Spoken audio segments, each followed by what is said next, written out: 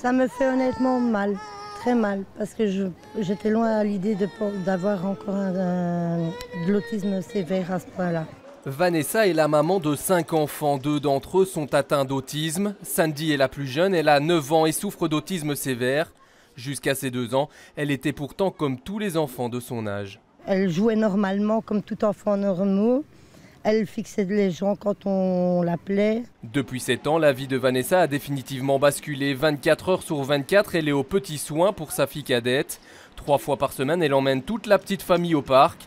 Une fois sur place, Sandy court vers la balançoire, le seul endroit de la plaine de jeu où la petite fille se sent bien. C'est vraiment ses petits rituels à elle.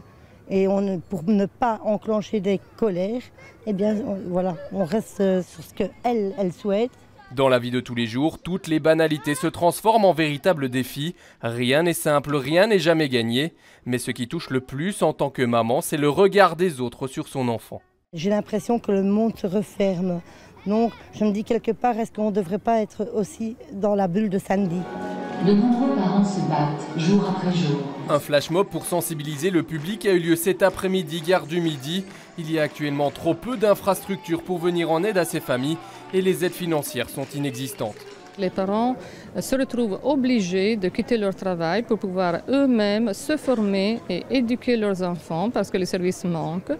Donc c'est un salaire qui est perdu. Au total, 60 000 personnes souffrent d'autisme en Belgique. 660 nouveaux cas sont détectés chaque année.